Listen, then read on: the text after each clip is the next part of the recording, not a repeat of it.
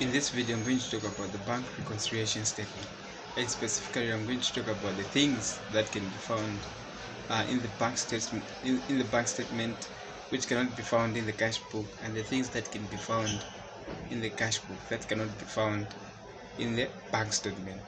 So, what are the things that can be found in the cash book that cannot be found in the bank statement? So, the two types of transactions, the two types of things that can be found in the cash book which cannot be found in the bank statement. We have unpresented checks and uncredited checks.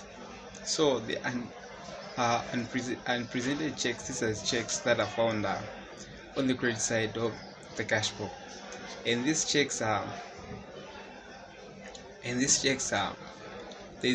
they occur when the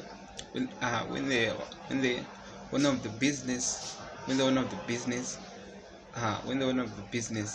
gives his or her creditors the amount of money using check. So which means that when he gives that amount of money that he was owing those creditors, is going to record on the credit side.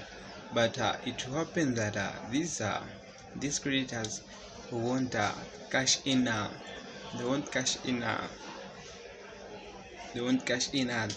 those checks to their bank, so which means they won't reflect on the bank statement. And these types of checks are referred to as unpresented checks, and the other types of checks are referred to as the uncredited checks. So the uncredited checks these are checks that were received by the business and we are cashed into the bank, but the bank did not record them on their bank statement, of the account of the customer, and these checks are referred to as uncredited checks. So these are the two types of transactions that you can find in the cash book that won't be found in the bank statement. And the other things that I need to talk about are the things that are found in the bank statement which are not found in the cash book. So the first thing that can be found in the bank statement are the bank charges. So when as you know, one of the account is supposed to be charged with a fee while using the facilities of the bank, and those are referred to as the bank charges. So the bank charges sometimes can be recorded into the bank statement, but the bank fails to give a message to its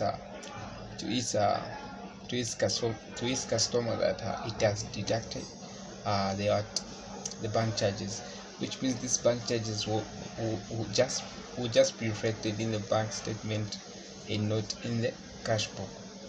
The other thing that can be found in the bank statement are the standing orders.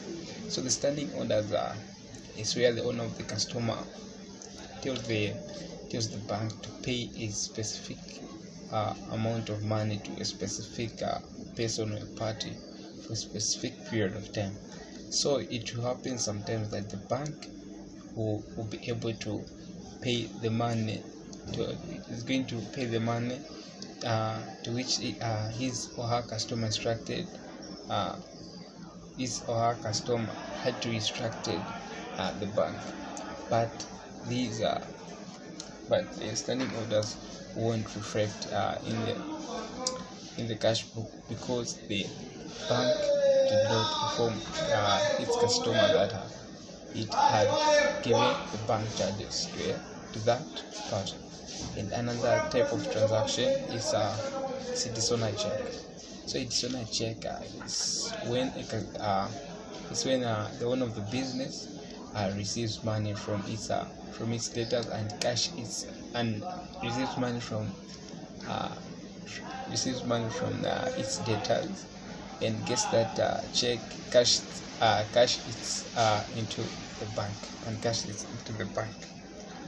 But it will happen that the debitor who have insufficient funds you have a insufficient fund in this account, or the weights the figures in weights and the figures in numbers were different, or the check was issued for more than 6 months, this check won't be cashed in by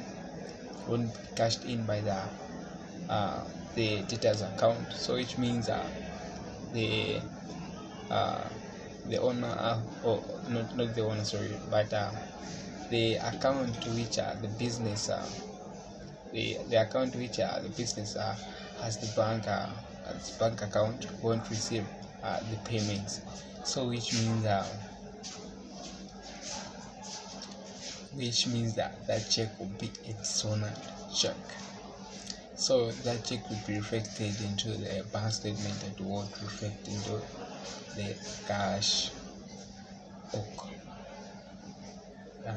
And the last step of transaction that can be found into bank statement is what is referred to as the direct debit. So the direct debit is just when the owner of the business or the customer instructs the bank to pay a specific party, whereby that party will be getting different sums of money into the account at different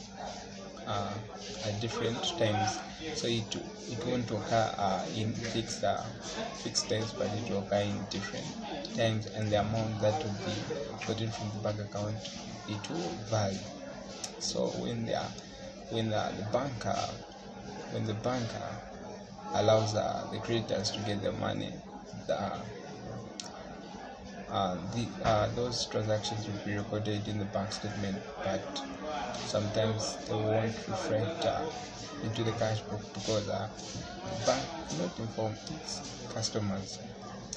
So this is all about the transaction that can be recorded into the cash book, which cannot be reflected into the bank statement, or the transactions that can be recorded into the bank statement which cannot be reflected into the cash book.